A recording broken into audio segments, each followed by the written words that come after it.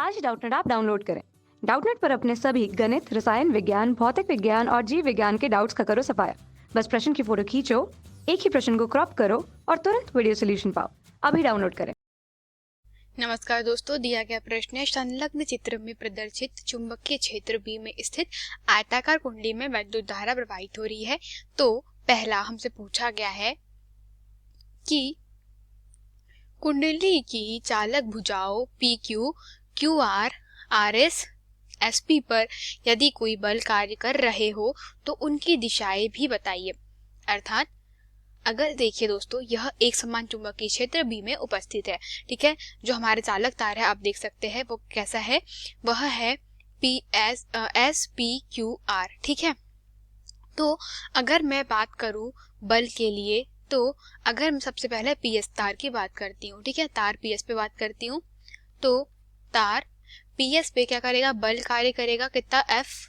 और हम लोग जानते हैं जो धारावाही चालक तार पर जो बल लगता है चुंबकीय क्षेत्र में वह क्या लगता है, एफ बराबरी से लगता है यह होगा I L B sine theta, ठीक है। मान लेते हैं कि जो लंबाई है पी एस की वो कितनी है, एल है, तो आई एल बी, चूंकि इन जो धारा और हम लोग कह सकते हैं धारा की दिशा चुंबकीय क्षेत्र के बीच में बनने वाला कोण अगर थीटा हो तो यह क्या हो जाएगा, I L B sine theta होता है। परंतु आप देख सकते हैं जो थीटा है यहाँ पर कैसा है, 90 डिग्री, क्योंकि धारा की दिशा ठीक लंबवत है किसके, अगर धारा यह आई है इसकी दिशा ठीक लंबवत है किसके, चुंबकीय क्षेत्र के, तो थीटा बराबर से कितना हो जाएगा यहाँ पे 90 अंश। तो लगने वाला एफ बराबर से कितना हो जाएगा, आई एल बी के बराबर, ठीक है। तो दोस्तों तार पीएस पे लगने वाला बल क्या है, आई एल बी, और हमसे पूछा है कि यदि इस पे कोई बल कार्य कर रहा है तो उसकी दिशा बताइए।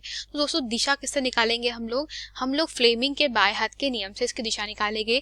अगर हमारी तर्जनी को, अंगूठे को, और तो दोस्तों बाएं हाथ के नियम के अनुसार क्या हो जाएगा, जैसे कि मैंने आपको बताया कि तर्जनी, मध्यमा और अंगूठे को इस प्रकार परस्पर लंबवत करे कि इनके मध्य कैसे हो, इनके मध्य अगर हम लोग बोले सबके बीच में कितने 90 अंश के कोण बने। तो क्या हो जाएगा दोस्तों, अगर जो मध्यमा है, ठीक है, देखिए मध्यमा क्या कर रही है, धारा की दिशा को प्रदर्शित कर रही है, जो आपकी तर्जनी है वह चुंबकीय क्षेत्र को प्रदर्शित कर रही है, तो लगने वाला बल होता है वो किससे दिया जाता है, वह अंगूठे से दिया जाता है। तो दोस्तों धारा की दिशा क्या है, हमारी धारा की दिशा अगर मध्यमा से प्रदर्शित की जाए, लगने वाला बल चुंबकीय क्षेत्र जो है वो कैसा है, वह कुछ इस दिशा में हो, मतलब तर्जनी की दिशा में है, ठीक है। तो दोस्तों इसके कारण जो लगने वाला बल होगा वो कैसा होगा, वह उल्टा लगेगा, ठीक है।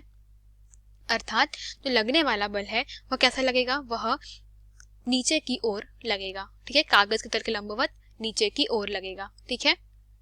तो हम लोग कह सकते हैं कि पीएस पे जो बल लगेगा वह कहाँ पे लगेगा, तो हम लोग पहले का उत्तर लिखते हैं दोस्तों, पीएस पे जो लगने वाला बल है वो कहाँ लगेगा, कागज के तल में लंबवत नीचे की ओर, ठीक है, लंबवत नीचे की तरफ। और ऐसे ही दोस्तों अगर हम लोग देखें, ठीक है, कहाँ पे, पी क्यू पे, क्यू आर पे और आर एस पे, तो दोस्तों देखिए यहाँ पे जैसे कि मैंने आपको बताया जो बल है वो क्या लग रहा है, समीकरण क्रमांक इसको 1 दे देते हैं। तो मैंने यहाँ पे पहले पी एस के लिए बल निकाला था, ठीक है, परंतु यह जो F equal to I L B sine theta है दोस्तों, ये सबके लिए कॉमन है, ठीक है। मतलब किसी भी चालक तार पे लगने वाला बल क्या होता है, F I L B sine theta होता है। तो चूंकि चालक तार दोस्तों अभी हमने पी एस पे निकाला, ठीक है, पी एस पे बल क्या दिया, एफ बराबर से आई एल बी। अब अगर हम लोग किस पे बल निकाले, पी क्यू पर निकाले, तो दोस्तों आप देख सकते हैं पी क्यू और एस आर, ठीक है।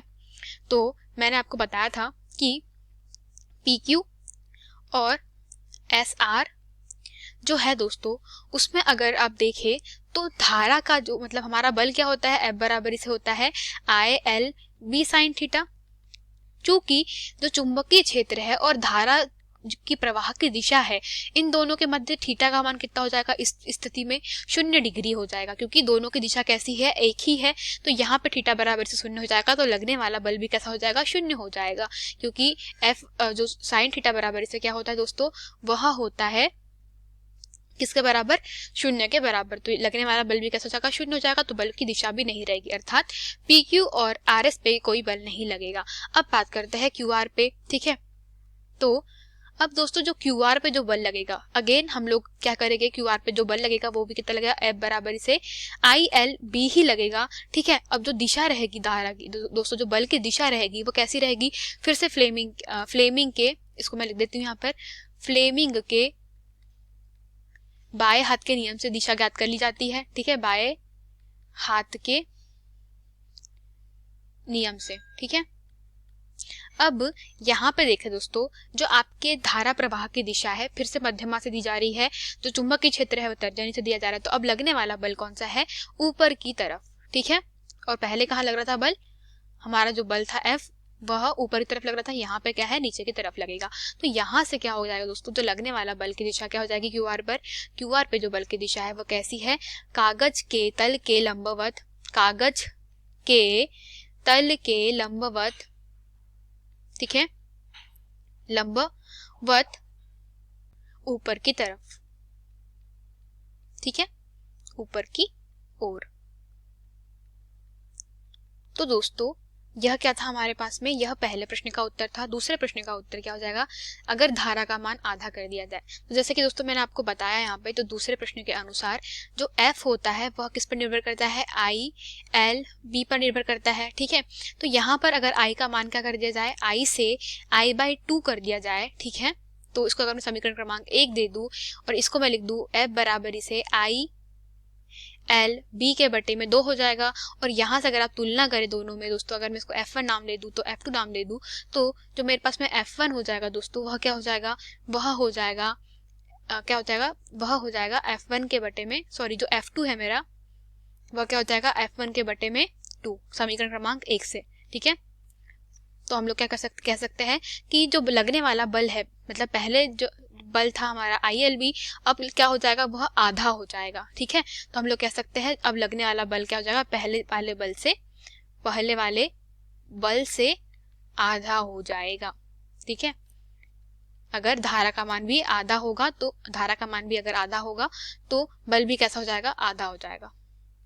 अब अगला प्रश्न है हमारा कि जो चुंबकीय क्षेत्र का मान दुगुना कर दिया जाए, अर्थात B का मान क्या कर दिया जाए, दुगुना कर दिया जाए। तो तीसरे मान के क्वेश्चन के अनुसार जो F का मान है दोस्तों, क्या करना है हमें, B का मान है वह दुगुना कर दिया। अब जैसे हमें पहले पता है F बराबर से क्या होता है, ILB होता है।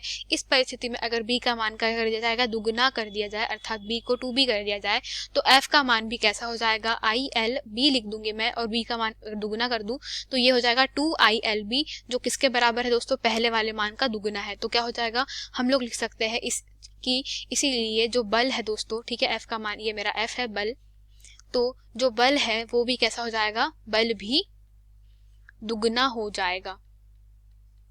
ठीक है, और जो अगला प्रश्न है दोस्तों वह क्या है, वह पूछा गया है कि PQ तथा RS लंबाइयां दुगनी कर दी जाए। तो दोस्तों अब इसमें क्या हो जाएगा कि PQ तथा RS की लंबाई, अर्थात PQ तथा RS, तो जैसा मैंने पहले क्वेश्चन में निकाला था कि PQ और जो RS या SR पे दोस्तों बल लग ही नहीं रहा है, तो हम लोग लिख सकते हैं चौथे वाले का उत्तर कि चूंकि क्या हो रहा है दोस्तों, चूंकि PQ तथा RS पर कोई भी बल प्रभावकारी नहीं है। ठीक है, बल प्रभावकारी नहीं है, तो कोई बल प्रभावकारी नहीं होने के कारण क्या होगा दोस्तों कि इसके लंबाई से बल पर कोई फर्क नहीं पड़ेगा, अर्थात FPQ और FRS जो है दोस्तों उनका मान क्या है, 0 है। तो लंबाई के मान से इस पे कोई फर्क नहीं पड़ेगा, अर्थात इसकी लंबाई बढ़ा दी जाए या घटा दी जाए उससे कोई फर्क नहीं पड़ेगा। तो हम लोग लिख सकते हैं L लंबाई का प्रभाव नहीं होगा, लंबाई का कोई भी प्रभाव नहीं होगा।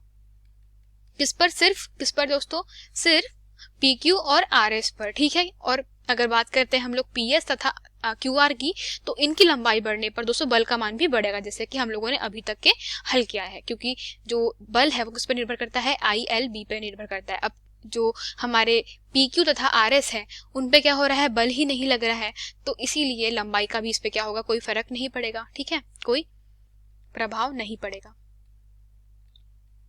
अब दोस्तों देखिए जो अगला प्रश्न है कौन सा, कि कुंडली पर जो बलों का सम्मिलित प्रभाव होगा वह क्या होगा। तो जैसा कि दोस्तों मैंने आपको पहले ही बताया था, जो पी एस है और क्यू आर है, इन पर ही बल लग रहा है, पी क्यू और एस आर पर बल नहीं लग रहा। और तो आप मान लीजिए कि जो मेरा यह पी क्यू, मतलब आप मान लीजिए कि पी एस मेरा इसी पॉइंट पे है, आप इसको 36 देख रहे हैं, ठीक है। तो यह पी एस है और यहाँ पर क्या है, क्यू आर है।